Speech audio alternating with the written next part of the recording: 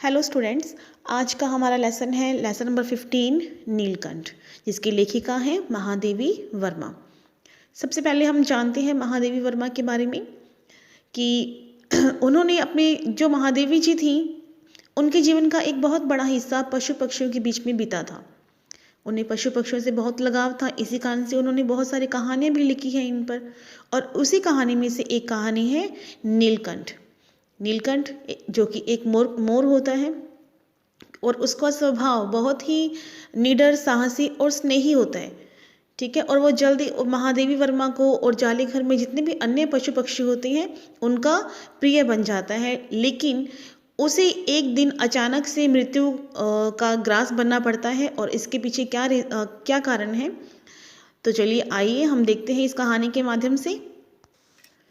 एक बार लेखिका अतिथि को स्टेशन पहुंचाकर लौट रही थी, यानी लेखिका के घर पे कोई मेहमान आए हुए थे, तो वो जब वापस लौट रही थी उन्हें स्टेशन पर पहुंचाकर, तो बड़े मियाँ चिड़ी वाले के यहाँ से मोरनी के 2 बच्चे ले आई।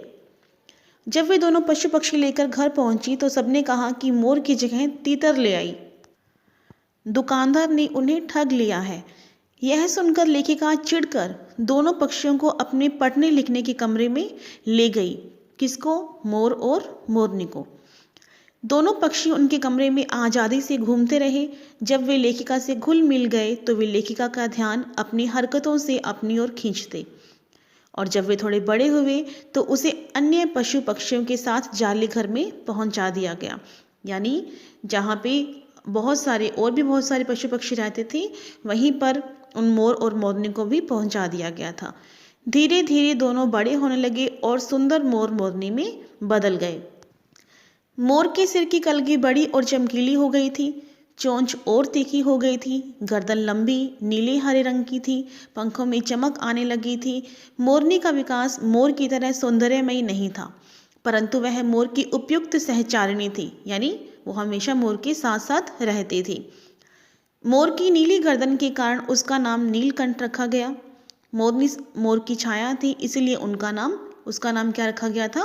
राधा। क्यों? क्योंकि वो हमेशा किसके साथ रहती थी? नीलकंठ के साथ। नीलकंठ लेखिका के चिड़ियाघर का स्वामी बन गया था और जब कोई पक्षी मोर की बात नहीं मानता था तब मोर उसे अपनी चोंच के प्रहार से दंड देता था। एक बार एक सांप ने खरगोश के बच्चे को मुंह में दबा लिया था। नीलकंठ ने उस सांप को अपनी चोंच के प्रहार से टुकड़े कर दिए। यानी एक बार जाली घर में क्या होता है, जो सांप होता है वो एक पक्षी को अपनी चोंच में दबा लेता है। ठीक है। तो अब जब वो आवाज़ करता है पक्षी तो नीलकंठ को सुनाई देती है और वो उस सांप को चोंच से प्रहार करके उसके टुकड़े टुकड़े कर देता है, यानी उसे मार देता है। और जो बच्चा होता है, जो खरगोश का बच्चा होता है, वो थोड़ा सा घायल हो जाता है। ठीक है। तो उस खरगोश के बच्चे को वो रात भर अपने पंखों के नीचे रखकर गर्मी प्रदान करता रहा। वसंत पर मेघों की सांवली छाया में अपने इंद्रधनुषी पंख फैलाकर नीलकंठ एक सहजात लय ताल में नाचता रहता। जब वसंत ऋतु आती तो जब वो मेघ यानी बादलों को देखता, आप सबको पता है कि मोर जो होता है वो बादलों के आते क्या करते हैं? नाचते हैं। तो उसे जब वसंत आती थी और मेघ आते थे, बादल आते थे आसमान में, तो वो अपने इंद्रधनुष वाले पंखों को फैलाता था और एक लय और ताल में नाचता था। लेखिका को नीलकंठ का नाचना बहुत अच्छा लगता और अनेक विदेशी महिलाओं ने उसकी मुद्राओं को अपने प्रति व्यक्त सम्मान समझकर उसे परफेक्ट जेंटलमैन की उपाधि दी थी।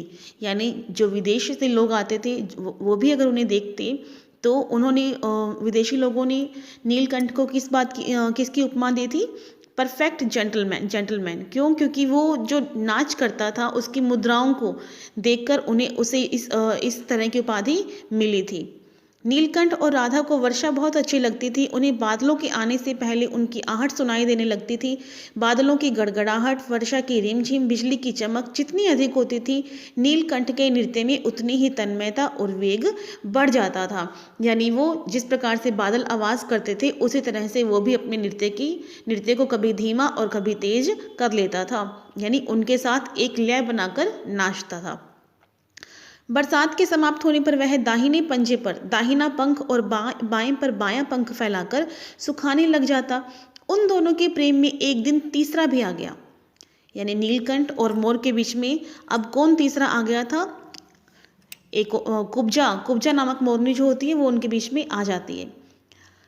एक दिन लेखिका को बड़े मियाँ की दुकान से एक घायल मोरनी 7 रुपए में मिली। पंजों की मरहम पट्टी करने पर 1 महीने में वह ठीक हो गई और डगमगाती हुई चलने लगी तो उसे जाले घर में पहुंचा दिया गया। उसके दोनों पैर खराब हो गए थे, जिसके कारण वह डगमगाती हुई चलती थी। उसका नाम क्या रखा गया था? कुब्जा। यही वो कुब्जा थी जो नीलकंठ और राधा के बीच में आ गई थी। नीलकंठ और राधा को जब भी साथ देखती उन्हें मारने दौड़ती, यानी उसे अच्छा नहीं लगता था कि नीलकंठ राधा के साथ क्यों रहता है। उसने चोंच से मार मार कर राधा की कलगी और पंख नोच डाले थे। नीलकंठ उससे दूर भागता पर वह उसके साथ रहना चाहती, यानी कुब्जा जो थी वो नीलकंठ को पसंद करती थी, वो उसके साथ रहना चाहते थे, लेकिन नीलकंठ ऐसा नहीं चाहता था। कुब्जा की किसी भी पक्षी से मित्रता नहीं थी। क्यों? क्योंकि उसका स्वभाव ही ऐसा था। कुछ समय बाद राधा ने 2 अंडे दिए। वह उन अंडों को अपने पंखों में छिपाए बैठी रहती थी। जैसे ही कुब्जा को राधा के अंडों के विषय में पता चला, उसने अपनी चोंच से प्रहार करके उसके अंडों को तोड़ दिया। नीलकंठ इससे बहुत दुखी हो गया। लेखिका को आशा थी कि कुछ दिनों में सब में मेल हो जाएगा, परंतु वैसा नहीं हुआ। 3-4 माह के बाद अचानक एक दिन सुबह लेखिका ने नीलकंठ को मरा हुआ पाया। न उसे कोई बीमारी हुई थी और न ही उसके शरीर पर कोई चोट का निशान था। लेखिका ने उसे अपनी शॉल में लपेटकर संगम में प्रवाहित कर दिया। नीलकंठ के न रहने पर राधा कई दिन तक कोने में बैठी नीलकंठ का इंतजार करती रहती। परंतु कुब्जा ने नीलकंठ के दिखाई न देने पर उसकी खोज आरंभ कर दी। राधा तो उदास होकर बैठी रही, लेकिन कुब्जा ने जब नीलकंठ को नहीं पाया तो उसने उसकी खोज प्रारंभ कर दी। एक दिन वह लेखिका की अल्सेशियन कुतिया कजली के सामने पड़ गई। कुब्जा ने उसे देखते ही चोंच से प्रहार किया, यानी लेखिका की जो कुतिया थी कजली, वो जब उसके सामने आई तो कुब्जा ने उसे भी नहीं छोड़ा और उसे भी अपनी चोंच से प्रहार किया। कजली ने अपने स्वभाव के अनुरूप कुब्जा की गर्दन पर 2 दांत लगा दिए। कुब्जा का इलाज करवाया गया, परंतु वह नहीं बची। राधा नीलकंठ की प्रतीक्षा कर रही थी। बादलों को देखते ही वह अपनी केका ध्वनि से नीलकंठ को बुलाती रही। तो अब नीलकंठ तो जा चुका था, उसकी तो मृत्यु हो चुकी थी और उसका पता भी नहीं कि वो कहाँ गया है। लेकिन जब कुब्जा उसको और राधा को साथ में देखती थी तो वो उसे अच्छा नहीं लगता था।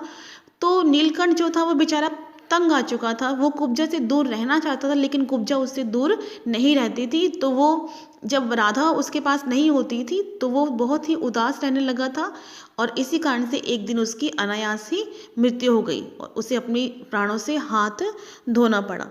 तो ये थी हमारी एक सुंदर सी कहानी नीलकंठ। आई होप आप लोगों को समझ में आई होगी। Thank you.